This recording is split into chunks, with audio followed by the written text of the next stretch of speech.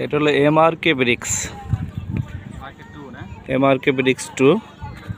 এটা মাদারীপুর টু শরীয়তপুর রোডে আড়িয়াল খাঁ নদীর উপরে যে ব্রিজ, এই ব্রিজের ঢালে। এটার মালিক হচ্ছে আব্দুর রহিম খান।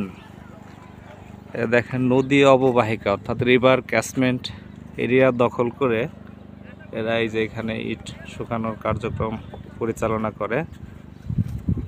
এরপরে এখানে এদের সরকারি নির্দেশনা হলো ইটের ভাটার কার্যক্রম 2 একরের মধ্যে সীমাবদ্ধ রাখা, কিন্তু এদের এখানে অবস্থার দৃষ্টি মনে হচ্ছে কমপক্ষে 10 একর জায়গা আছে।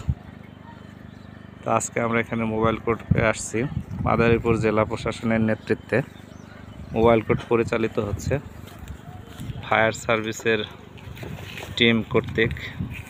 ভাটার আগুন নেভানোর জন্য প্রস্তুতি চলছে।